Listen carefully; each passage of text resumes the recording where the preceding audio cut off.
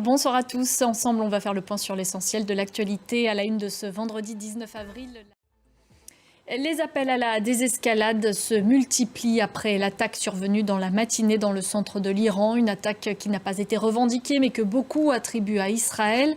Elle fait suite aux tirs iraniens menés contre l'État hébreu le week-end dernier. Maryse Burgo. Et on va maintenant retrouver notre correspondante à Jérusalem, Claire Duhamel. Bonsoir. Oui, c'était Silence Radio. Claire Duhamel, en direct de Jérusalem, merci beaucoup. Et pendant ce temps, à Gaza, les bombardements israéliens se poursuivent. Le bilan continue de s'alourdir. Autre réunion à l'ONU cette fois. Jeudi, le Conseil de sécurité a dû se prononcer sur une adhésion pleine et entière des Palestiniens à l'ONU.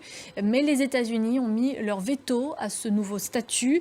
Ce vote ne reflète pas une opposition à un État palestinien, mais constitue une reconnaissance qu'il ne peut naître que de négociations directes entre les parties, a déclaré le vice-ambassadeur des États-Unis aux Nations Unies, Robert Wood. Le président ukrainien Volodymyr Zelensky est allé à la rencontre de ses troupes dans la région de Donetsk ce vendredi. Et à l'issue de ces déclarations, Volodymyr Zelensky a obtenu un accord de l'OTAN pour la livraison de systèmes de défense antiaérienne supplémentaires, mais les délais n'ont pas été précisés. Autre annonce très attendue, le déblocage d'une aide américaine de 61 milliards de dollars. Mathieu Mabin, vous êtes à Washington pour France 24. Cette aide américaine, elle est bloquée au Congrès depuis des semaines maintenant, mais demain, samedi, cela pourrait changer. Mathieu Mabin en direct de Washington, merci beaucoup.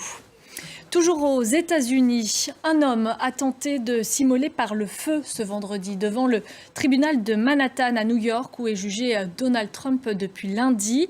On ignore encore ce qui a motivé son geste. Il intervient en tout cas alors que le jury complet chargé de juger l'ancien président américain vient d'être sélectionné. Il est composé de 12 titulaires et 6 suppléants. Les plaidoiries d'ouverture de l'accusation et de la défense, elles commenceront lundi 22 avril. Pour rappel, Donald Trump est jugé dans une affaire de paiement dissimulé pour acheter le silence d'une ancienne star de film X. On passe à l'actualité en Inde. L'Inde qui a commencé à voter ce vendredi pour des élections générales qui s'étaleront sur 6 semaines. Au total, 968 millions d'Indiens sont appelés aux urnes. Mercredi, les yézidis du monde entier ont célébré le Mercredi rouge, c'est le nouvel an yézidi. Cette minorité ethnique et religieuse avait été persécutée il y a 10 ans par l'organisation de l'État islamique en Irak.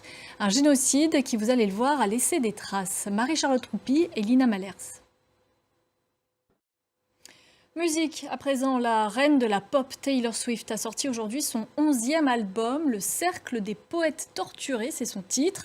Et comme tous les autres opus, il est promis à battre des records, tout comme sa tournée mondiale à venir, Eras Tour.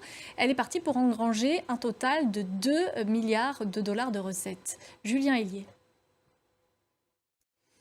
Une dernière image avant de refermer ce journal, celle de l'arrivée de la flamme olympique à Athènes.